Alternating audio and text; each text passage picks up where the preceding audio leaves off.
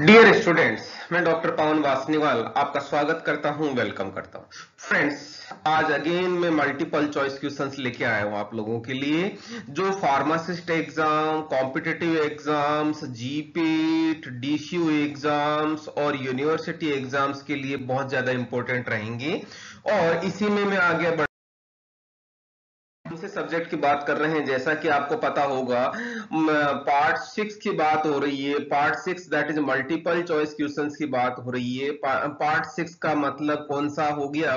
Hospital and clinical pharmacy की बात हो रही है। फ्रेंड्स, यहाँ पे मैं 5 वीडियो लेक्चर्स एमसीक्यूज के पहले ही अपलोड कर चुका हूँ इस सब्जेक्ट के, हॉस्पिटल और क्लिनिकल फार्मेसी के।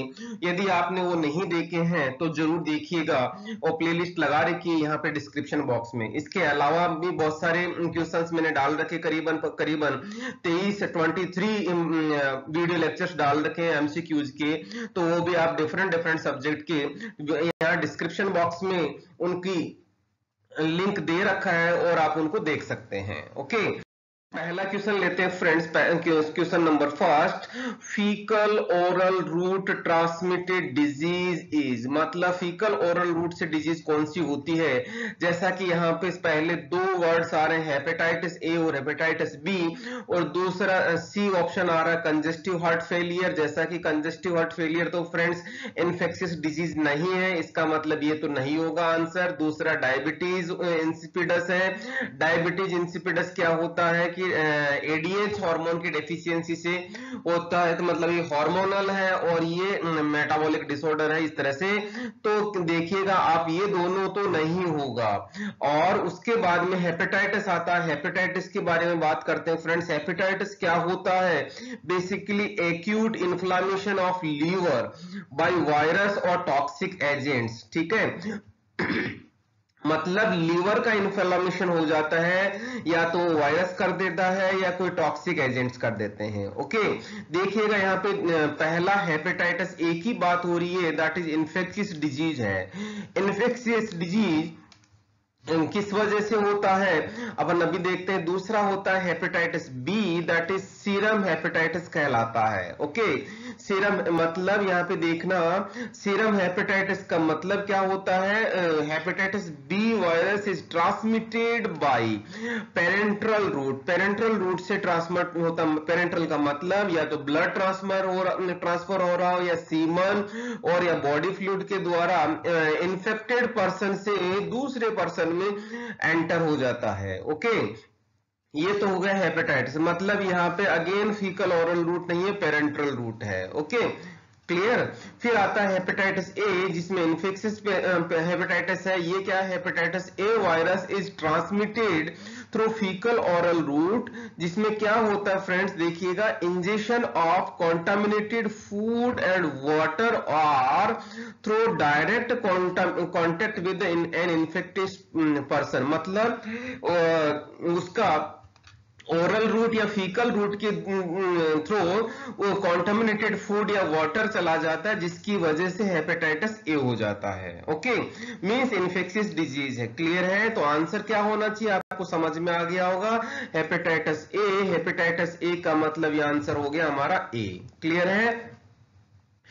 Question number second, true statement for diabetes mellitus is. True statement की बात हो रही है। ट्रू स्टेटमेंट के लिए हम पहले डायबिटीज के बारे में देख लेते हैं। फिर डायबिटीज क्या होता है? डायबिटीज मेटाबॉलिक डिसऑर्डर होता है, जिसमें क्या होता है, increase level of glucose in blood and urine. यदि ब्लड में ग्लूकोज की लेवल इंक्रीज हो गया तो हम उसको बोलते हैं ग्लाइकोसूरिया, और यदि यूरिन में होता है तो उसको बोलते हैं यूरिकोसूरिया। ओके, नेक्स्ट, उसके बाद में है डायबिटीज मेलिटस। डायबिटीज मेलिटस क्या है? बेसिकली ड्यू टू डेफिशिएंसी किसकी होती है? इंसुलिन की डेफिशिएंसी होती है।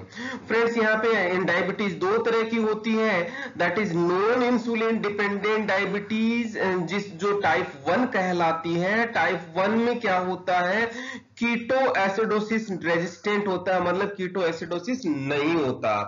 क्लियर है। दूसरा आता है इसके में इंसुलिन डिपेंडेंट डायबिटीज, जिसमें टाइप 2 होता है। टाइप 2 का मतलब यहाँ पे कीटो एसिडोसिस हो सकता है, बहुत ज्यादा प्रोन रहता है पेशेंट। क्लियर है।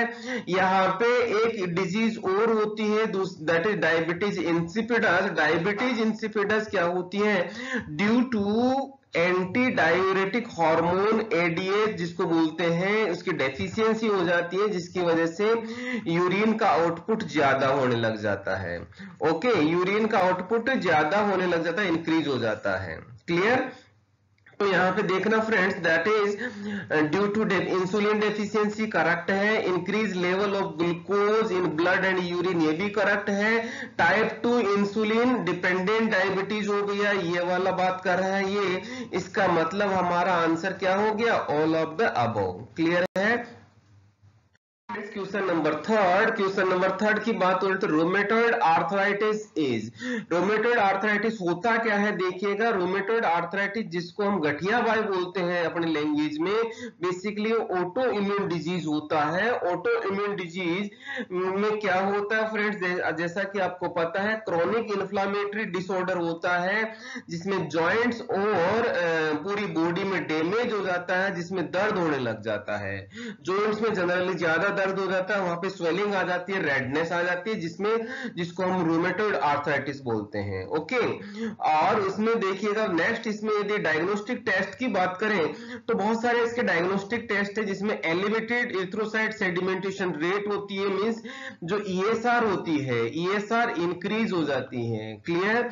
दूसरा आता है एंटी सिट्रोलिनेट प्रोटीन एंटीबॉडीज टेस्ट, जो मतलब यहाँ पे इम्यूनिटी से रिलेटेड, तो एंटीबॉडी से रिलेटेड टेस्ट होता है। क्लियर है। और यहाँ पे जैसा कि आपको पता है कि एंटीबॉडीज है, इसलिए यहाँ पे सी रिएक्टिव प्रोटीन टेस्ट भी होता है, जिसको सीआरपी टेस्ट भी बोलते हैं। नेक्स्ट एक और टेस्ट होता है जिसे एंटी न्यूक्लियर एंटीबॉडी टेस्ट कहते हैं, जिसको एएनए टेस्ट भी बोलते हैं। क्लियर है।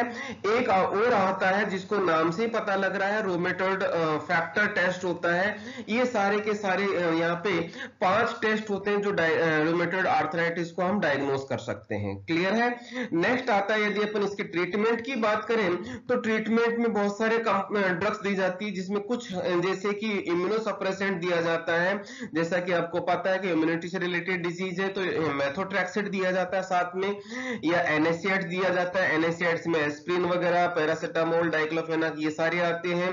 डी पेनिसिलामिन होता है, या गोल्ड सोडियम थायोमेलेट हो सकता है, क्लोरोक्विन हो सकता है, या सल्फासेलेजिन हो सकता है। ये कुछ ड्रग्स मैंने आपको यहाँ पे ट्रीटमेंट के तौर पे दे सकते हैं, हालांकि यहाँ पे बहुत सारी ड्रग्स और भी होती है। ओके, तो यहाँ पे हमारा आंसर क्या होना चाहिए? देखिएगा, एयरबोर्न डिजीज नहीं होता है, ऑटो इम्यून डिजीज होता है, बैक्टीरियल डिजीज भी नहीं होता है, वायरस से भी नहीं होता। इसका मतलब हमारा आंसर क्या हो गया? ऑटो इम्यून डिजीज है, जो हमें पहले वाले ही सेक्शन में पता लग गया था। लेकिन यहाँ पे ये सारी चीजें और पता होनी, ताकि आपको आंसर, इससे रिलेटेड जितने भी आंसर आपकी क्वेश्चन एग्जाम में आए तो आप उसको क्लियर कर पाए। क्वेश्चन नंबर 4 देखिएगा, which statement is not true for peptic ulcer. Peptic ulcer क्या होता है? देखिएगा, peptic ulcer friends basically part of GIT means gastrointestinal tract में होता है, जहां वो भी कौन सा, स्टमक और ड्यूडेनम की बात हो रही है, और जिसमें क्या होता है, गैस्ट्रिक एसिड और पेप्सिन वहां पे सीक्रेट होता है। Keep in mind, gastric acid होता है, गैस्ट्रिक एसिड क्या होता है, जिसको हम HCl बोलते हैं, और पेप्सिन एक एंजाइम होता है। ओके, तो यहाँ पे देखिएगा, इनकी वजह से क्या होता है, जो अंदर की म्यूकोसा है या एपिथेलियल सेल है, वो उसका लॉस हो जाता है, लॉस ऑफ एपिथेलियल सेल, जिसकी वजह से क्या होता है, 2 तरह के अल्सर अल्सर हो जाते हैं या तो गैस्ट्रिक अल्सर होता है। ये गैस्ट्रिक अल्सर किस पे डिपेंड करता है? मेनली गैस्ट्रिक एसिड जो HCl कहलाता है या पेप्सिन सिक्रेशन की वजह से हो रहा है। ओके, दूसरा क्या है फ्रेंड्स? ड्यूडेनल अल्सर कहलाता है। ड्यूडेनल अल्सर, इसका स्टिमुलेशन गैस्ट्रीन, गैस्ट्रीन एक हार्मोन होता है और cholinergic post ganglionic vagal fibre की वजह से होता है।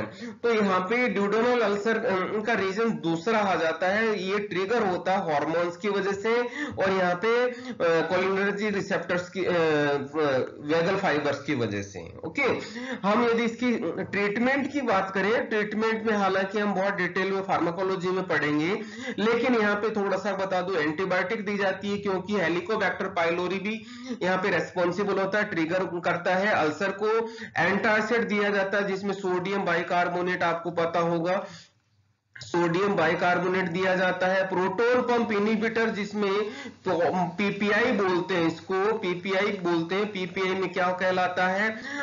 ओमेप्राजोल का नाम सुना होगा, जिसमें पेंटाप्रोजाल का नाम सुना होगा, यहाँ पे रेविप्राजोल का नाम सुना होगा। इसी तरह से रेनिटिडिन है, रेनिटिडिन जो H2 ब्लॉकर होता है, H2 एंटीस्टामिनिक होता है, जिसमें आपको पता होगा रेनिटिडिन, सेमिटिडिन, फेमोटिडिन, निजाटिडिन, ये सारी की सारी ड्रग्स होती है जो इस कैटेगरी की होती है। तो यहाँ पे ट्रीटमेंट के तौर पे आप ये ले सकते हैं। फ्रेंड्स, यहाँ पे अपन आंसर की बात करते हैं।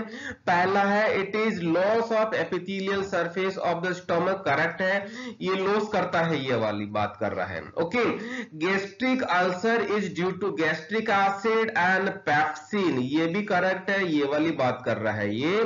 फिर आता है duodenal ulcer is stimulated by bile, bile से स्टिमुलेट नहीं होता, कीप इन माइंड, बाइल से स्टिमुलेट नहीं होता, ये गैस्ट्रीन और पोस्ट गैंग्लियोनिक वेगल फाइबर्स की वजह से होता है। इसका मतलब ये गलत है, मींस। फिर दिस नेक्स्ट बात है can be treated by antibiotic and proton pump inhibitors, ये भी करेक्ट है। इसका मतलब यहाँ पे देखना, नोट ट्री की बात कर रहा है, जो सत्य नहीं है उसकी बात कर रहा है। इसका मतलब यहाँ पे 3 स्टेटमेंट तो करेक्ट है, एक सी वाला स्टेटमेंट इनकरेक्ट है। इसका मतलब ये वाला हमारा आंसर सही है। Okay, question number 5, question number 5 की बात करें तो देखिएगा एपिलेप्सी इज, एपिलेप्सी का मतलब क्या होता है देखिएगा आप लोग। Epilepsy friends basically abnormal electrical changes in brain, brain में कुछ इलेक्ट्रिकल चेंजेस हो जाते हैं जिसकी वजह से न्यूरॉन्स ढंग से काम नहीं कर पाएंगे। न्यूरॉन्स ढंग से काम नहीं कर पाएंगे तो उसमें डिफरेंट टाइप्स के सीजर्स आते हैं फ्रेंड्स।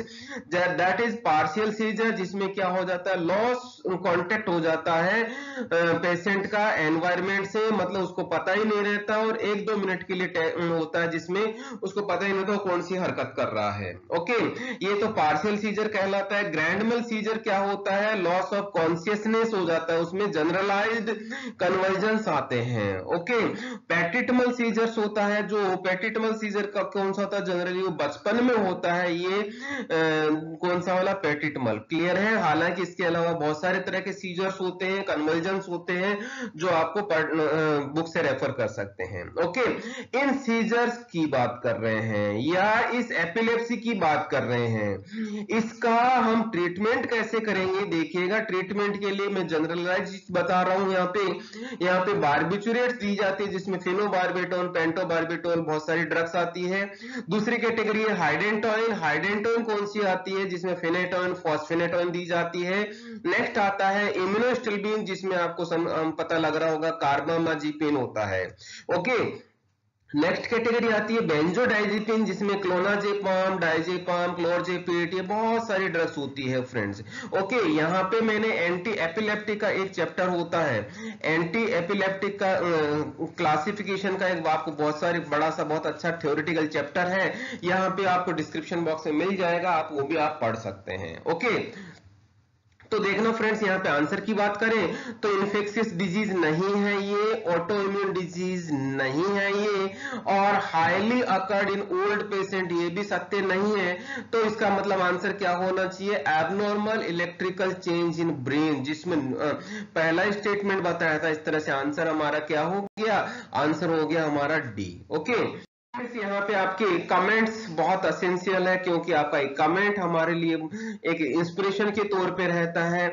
वो कमेंट आप चाहे इम्प्रूवमेंट के हिसाब से बोलें या आपको अच्छा लगा तो वैसे कमेंट करें, और चैनल को सब्सक्राइब करते हुए। ओके, क्वेश्चन नंबर 6 का मतलब that is pulse rate in child age. Pulse rate बच्चों में कितनी होती है फ्रेंड्स? पल्स रेट क्या होता है देखिएगा, pulse rate is the number of heart beat per minute, मतलब एक मिनट में हार्ट कितना धड़कता है उसको हम पल्स रेट बोलते हैं। और ये जनरली एडल्ट में 60 से 80 पर मिनट होती है, बच्चों में 100 से 130 पर मिनट होती है, न्यूनेट्स में जो बच्चे पैदा ही हुए उनमें ज्यादा होती है, 130 से 40 पर मिनट होती है। ओके, तो ये बच्चों की बात पूछ रहा है, बच्चों का मतलब 100 से 130 के बीच की बात कर रहा है। 100 से 130 का मतलब हमारे पास आंसर ए है। इस तरह से हमारा आंसर हो गया ए। क्लियर है friends? Question number 7, normal temperature of human body is. ये क्वेश्चन तो शायद सभी को आता होगा। Normal of temperature of human body की बात हो रही है। जैसा कि आपको पता है, यदि मैं एग्जैक्ट वैल्यू बोलता हूं, फ़ारेनहाइट में होता है 98.6 फ़ारेनहाइट, और यदि मैं सेंटीग्रेड में बोलता हूं तो 37 डिग्री होता है। ओके, अब अपन मैं रेंज की बात करता हूं तो यहाँ पे फ़ारेनहाइट में बात करता हूं तो 97.7 से 99.5 डिग्री फ़ारेनहाइट होता है। उसी को मैं सेंटीग्रेड की बात करूं तो 36.5 टू 37.5 डिग्री होता है, मतलब 37.5 और 36.5 के बीच में होता है। ओके, तो यहाँ पे आंसर की बात करें तो 36.5 और 37.5 ये सेंटीग्रेड में आंसर है। दूसरा है, इसी का दूसरा वर्जन जो यहाँ पे मैंने बताया है आपको, ये वाला है 97 से 9.5 होता है, ये भी करेक्ट है। इसका मतलब आंसर हमारा क्या हो गया? आंसर हो गया अबव ए एंड बी। मैंने यहाँ पे आंसर ए और बी इसलिए बताया है कि यदि एग्जाम में दोनों में से कोई सा भी एक ऑप्शन होगा तो आप उसको आंसर को करेक्ट कर पाए। क्लियर है friends? Question number 8, that is normal clotting time for human being is. Clotting time क्या होता है देखिएगा, क्लोटिंग टाइम का मतलब क्या होता है? Clotting time is the time required for a sample of blood to coagulate in vitro under standard conditions. मतलब समझना, यदि हमने एक स्टैंडर्ड कंडीशन ली जो बॉडी की रिक्वायरमेंट होती है, यहाँ पे हमने ब्लड रखा और उस ब्लड को यहाँ पे कोगुलेशन का मतलब यहाँ पे क्या होता है, जो हिंदी में बात करूं तो थक्का जमना कहलाता है, उसको हम कोगुलेशन बोलते हैं। और यहाँ पे स्टैंडर्ड कंडीशन में कितने टाइम लेता है ये ब्लड को कोगुलेट होने में, थक्का जमने में, उसको हम क्लोटिंग टाइम बोलते हैं। ओके, यहाँ पे और कौन सी बात है, डायग्नोस्टिक टेस्ट होता है इसके लिए कि क्लोटिंग टाइम किसी पर्सन का या किसी पेशेंट का कितना होता है, तो ये भी आपको पता होना चाहिए, जिसको बोलते हैं प्रोथ्रोम्बिन टाइम टेस्ट बोलते हैं, जिसको पीटी टेस्ट भी बोला जाता है। ओके, प्रोथ्रोम्बिन टाइम टेस्ट या पीटी टेस्ट भी बोला जाता है। किसकी बात कर रहे हैं अपन? क्लोटिंग टाइम की बात कर रहे हैं। ओके, और इसकी नॉर्मल जो वैल्यू है 3 से 6 मिनट के बीच में होती है फ्रेंड्स। तो यहाँ पे आंसर हमारा दिख रहा होगा शायद आपको, 3 से 6 मिनट का मतलब ए आंसर हो गया। Okay, question number 9 friends, that is normal blood pressure of infants. जैसा कि आपको शायद पता होगा ब्लड प्रेशर क्या होता है। ब्लड प्रेशर बेसिकली फ्रेंड्स क्या होता है, is the pressure of circulating blood against wall of blood vessel. इसका मतलब समझना, इसका मतलब ये होता है जैसे कि ये हमारी आर्टरीज होती है जिसमें क्या होता है, ब्लड का सर्कुलेशन होता है, ब्लड का सर्कुलेशन होता है ऐसे, और यहाँ पे जो ब्लड इस वॉल पे क्या होता है, प्रेशर डालता है, कितना प्रेशर लगता है इन वॉल पे, उसको हम ब्लड प्रेशर बोलते हैं। क्लियर है? यहाँ पे देखेंगे आप लोग, यदि मैं सिस्टोलिक रेंज की बात करता हूँ, सिस्टोलिक का मतलब जब हार्ट धड़कता है, ओके, तो वहां उस टाइम पे 100 से 150 के बीच में होगा मिलीमीटर ऑफ Hg। और डायस्टोलिक का मतलब होता है जब हार्ट रिलीज होता है या रिलैक्स मोड में आता है, उस टाइम 60 से 90 के बीच में होगा। ओके, तो यहाँ पे ये तो जनरल हो गया, नॉर्मल रेंज हो गया। ओके, ये तो हो गया नॉर्मल रेंज, जो इस पे भी क्वेश्चन बन सकता है, इंपॉर्टेंट है। क्लियर है? यहाँ पे अपन बात करें यदि सभी की, तो नॉर्मल वैल्यू जो एडल्ट की बात कर रहे हैं वो होता है 120 से 80 के बीच में, जो किसमें एडल्ट पर्सन की बात हो रही है। यदि मैं इन्फेंट्स की बात करूं, जो बच्चे बिल्कुल अभी पैदा ही हुए हैं, उनमें 60 से 40 होता है। क्लियर? और जो जनरल बच्चे होते, चिल्ड्रन होते हैं, उनको हम बोलते हैं, उनको कहाँ होता है, 100 से 70 के बीच में होता है। क्लियर है? तो यहाँ पे देखिएगा फ्रेंड्स, यहाँ पे इन्फेंट्स की बात हो रही है, मतलब 60 से 40 के बीच में है, इन्फेंट की बात हो रही है ये वाली। तो यहाँ पे आंसर हमारा क्या हो गया, सी आंसर हो गया। Correct? Question number 10, normal sperm count is. Normal sperm count, basically sperm count क्या होता है, शुक्राणु जिसको हिंदी में बोलते हैं, स्पर्म का मतलब शुक्राणु होता है।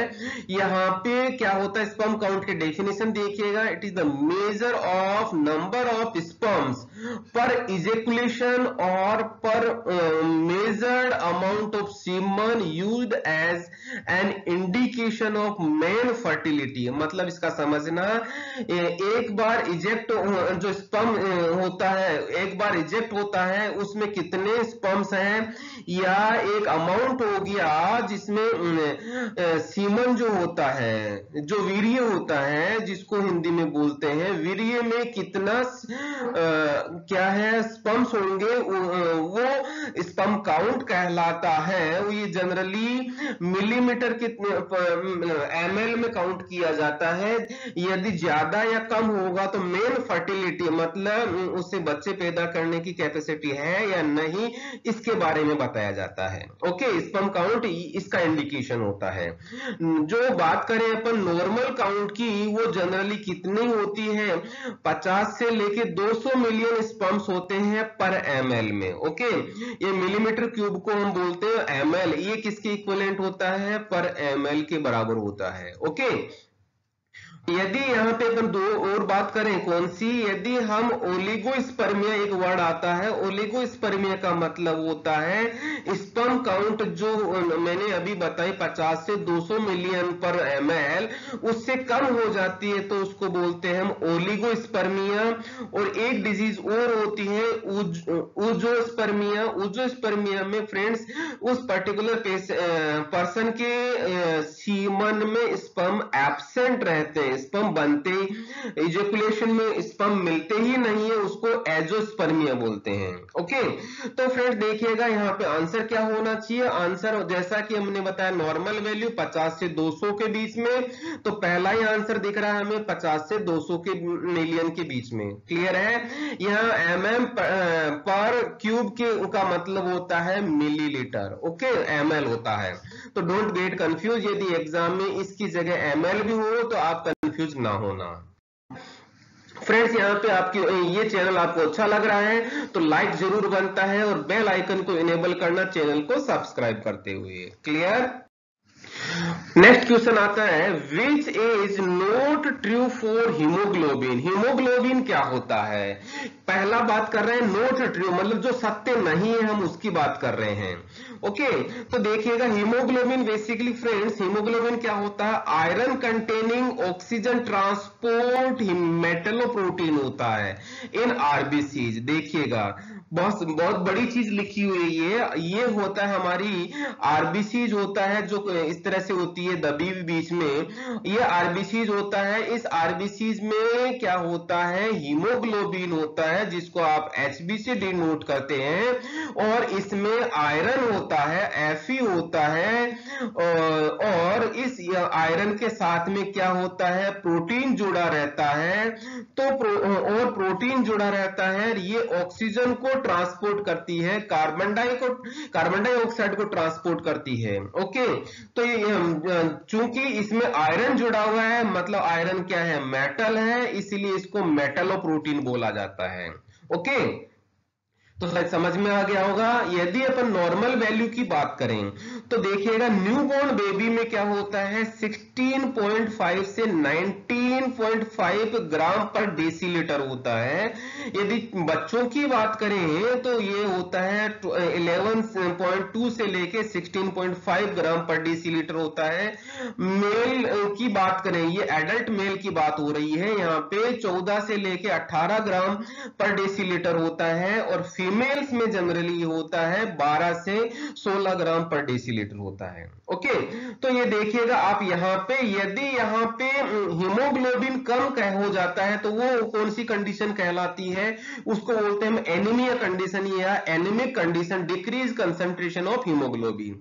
कुछ कंडीशन में आपको आश्चर्य होगा, कुछ कंडीशन में हीमोग्लोबिन ज्यादा भी होता है पेशेंट्स में, उसको बोलते हैं पॉलीसाइथेमिया। उसके रीजन बहुत सारे हो सकते हैं।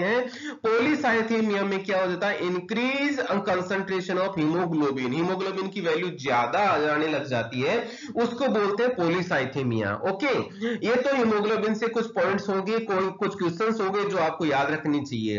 अब बात करें नोट ट्रू की, बात कर रहे हैं, फीमेल में 12 से 16 आ रहा है, ये भी करेक्ट है, जो ये वाला है ये तो फीमेल का हो गया।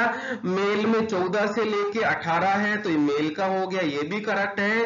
चिल्ड्रन का 11.2 से 16.5 है, ये भी चिल्ड्रन का सही है। और न्यू बोर्न के लिए लिख रहा है ये 10.5 से 12.5, जो गलत है। न्यू बोर्न में सबसे ज्यादा वैल्यू होती है, जो आपको याद रखना चाहिए, 16.5 से 19.5। ओके, तो यहाँ पे आंसर कौन सा हो गया, आंसर ये हो गया, क्योंकि क्वेश्चन में क्या पूछा गया, नोट ट्रू, जो सत्य नहीं है उसके बारे में पूछ रहा है। Okay, question number 12 friends, that is haematocrit haematocrit क्या होता है। देखिएगा, इसको समझाने के लिए मैं आपको बहुत अच्छा एक चीज बताता हूं। ये बेसिकली फ्रेंड्स एक सेंट्रीफ्यूज ट्यूब है, जिसमें EDTA, ethylene diamine tetra acetic acid होता है, जो एज ए एंटीकोगुलेंट की तरह काम करता है। ये EDTA है। ओके, इसमें हमने क्या किया, ब्लड ऐड कर दिया, ब्लड डाल दिया, तो ये पूरा का पूरा रेड हो गया। ओके, ये ब्लड है, क्लियर।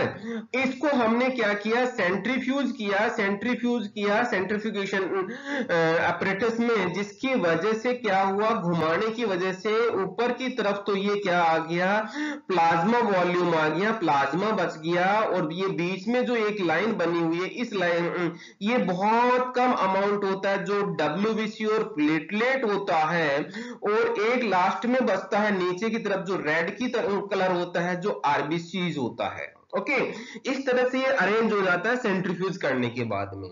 तो यहाँ पे देखना, यहाँ पे डिफरेंट परसेंटेज लिखी हुई है, वो परसेंटेज कैसे निकालेंगे, शायद आपको शायद पता होगा कैसे देखना। यदि मैं टोटल वॉल्यूम है, ये पूरा का पूरा ये टोटल वॉल्यूम, इसको मैं कहूं यदि 100%, तो क्या करें, 100 में इसका वॉल्यूम, इसके वॉल्यूम में 100 का डिवाइड करके मल्टीप्लाई कर दे 100 से, तो इस तरह से आंसर क्या होना चाहिए। जैसे RBCs की बात करूं मैं, RBCs की बात करूं तो इसका मैं कैसे निकालूंगा, ये परसेंटेज निकलेगा कैसे, वॉल्यूम ऑफ RBC, यहाँ पे वॉल्यूम कितना है RBC का, और टोटल वॉल्यूम ऑफ ब्लड, यहाँ पे टोटल वॉल्यूम कितना है, ये वाला कितना था पूरा टोटल, ये कितना था ये, और उसको 100 से मल्टीप्लाई कर दें तो ये परसेंटेज निकल जाएगा। ओके, और इस परसेंटेज को, मजे की बात है, इस परसेंटेज को हम क्या बोलते हैं, हेमेटोक्रिट बोलते हैं। किसकी बात कर रहे हैं हम, RBCs की बात कर रहे हैं। कीप इन माइंड, RBCs की बात कर रहे हैं, तो मतलब वॉल्यूम वाइज RBCs ब्लड में कितनी है, उसको हम हेमेटोक्रिट बोलते हैं। ओके, तो देखिएगा यहाँ पे पहला ऑब्जेक्ट आंसर देखते हैं, ratio of volume of RBCs to total volume of blood. यही आपको दिख रहा होगा, ऊपर की तरफ आरबीसीज है और नीचे की तरफ टोटल वॉल्यूम ऑफ ब्लड है, इनटू 100 कर रहे हैं ये परसेंटेज निकालने के लिए। इसका मतलब आंसर क्या हो गया, हमारा आंसर हो गया ए, जैसा कि अपन समझ चुके हैं। Okay friends, question number 13, higher range of RBC count are present in. सबसे ज्यादा आरबीसी किसमें होता है, देखिएगा आप लोग, आरबीसी काउंट क्या होता है, देखिएगा ये मेल में कितना होता है, 4.5, 4.5 से लेके 6.2 मिलियन पर ml। मैंने भी थोड़ी देर पहले बताया था, मिलीमीटर पर क्यूब का मतलब होता है ml, 1 ml में, क्लियर है। ये 4.5 से लेके 6.2 तक होता है, ये मेल में होता है। यदि हम फीमेल में बात करें तो 4.2 से लेके 5.4 मिलियन आरबीसीज होता है पर एमएल में फीमेल में। और यदि अपन चिल्ड्रन की बात करें, जो बच्चों की बात हो रही है, 4.5 से लेके 5 के आसपास रहती है, मतलब 5.1 मिलियन होती है पर एमएल। ओके, तो यहाँ पे इसका मतलब समझ में आ रहा होगा कि मेल में सबसे ज्यादा है, मेल एडल्ट में सबसे ज्यादा है। इसका मतलब हमारा आंसर क्या होना चाहिए, ये हो गया answer B, that is male. क्यों, क्योंकि मेल में सबसे ज्यादा आ रहा है। ओके, 14, क्वेश्चन नंबर 14 में क्या है, विच इज डब्ल्यूबीसी। डब्ल्यूबीसी क्या है, और इनमें कौन कौन से एग्जाम्पल है, एग्जाम्पल 3 एग्जाम्पल दे रखे हैं, चौथा आंसर है ऑल ऑफ द अबव। यदि मैं यहाँ आपको डब्ल्यूबीसी के बारे में कंप्लीट चीज बता दूं तो आप पूरा का पूरा आंसर क्लियर कर पाएंगे। तो देखिएगा फ्रेंड्स, डब्ल्यूबीसी का मतलब होता है व्हाइट ब्लड सेल्स कहलाती है। व्हाइट ब्लड सेल्स 3 तरीके की होती है, जो पहली होती है लिम्फोसाइट्स, दूसरी होती है मोनोसाइट्स, तीसरी होती है कौन सी, ग्रेनुलोसाइट्स। ओके, ये 3 तरह की होती है। फिर अपन बात करते हैं लिम्फोसाइट्स की। लिम्फोसाइट्स फ्रेंड्स 3 तरह की होती है, जिसमें पहला है न्यूट्रोफिल्स और दूसरा है बेसोफिल्स, तीसरा होता है इओसिनोफिल्स। ओके, फिर आता है मोनोसाइट्स। अगेन मोनोसाइट 2 तरह की होती है, जिसको अपन मैक्रोफेज बोलते हैं और डेंड्राइटिक सेल्स बोलते हैं। ओके, फिर ग्रेनुलोसाइट्स होती है फ्रेंड्स, ग्रेनुलोसाइट्स बी सेल्स और टी सेल्स 2 तरह की होती है, जो जनरली किस तरह की शेप की होती है, जैसा कि आपको दिख रहा होगा, ये कोरोना वायरस जैसी शेप होती है। ओके, तो यहाँ पे देखना आंसर में कौन कौन सी है। न्यूट्रोफिल्स की बात कर रहे हैं तो न्यूट्रोफिल्स ये वाला है, दूसरा मैक्रोफेज की बात कर रहे हैं तो मैक्रोफेज ये वाला है, तीसरा बी सेल्स की बात कर रहे हैं मतलब बी सेल ये वाली है। इसका मतलब डब्ल्यूबीसी के सारे एग्जाम्पल हैं। और यदि मैं बात करूं तो एक तो हमारे लिम्फोसाइट से, दूसरा मोनोसाइट से है, तीसरा ग्रेनुलोसाइट से है। इस तरह से हमारा आंसर क्या होना चाहिए, answer all of the above हो गया। अब शायद आप क्लियर कर पाएंगे, सभी की तरह के क्वेश्चंस को अटेम्प्ट कर पाएंगे। ओके, फिर अपन बात करते हैं next, WBC count, total leucocyte count is. क्या होता है, देखिएगा डब्ल्यूबीसी का मतलब टोटल ल्यूकोसाइट काउंट कहलाता है। और वो क्या होता है, शायद आपको पता होगा, 3,500 से लेके 12,000 पर एमएल के बराबर होता है। ये जनरली कई बुक्स में आपको कुछ रेंज चेंजेस मिलेगी, लेकिन यह रेंज लगभग इसी के आसपास ही रहेगी।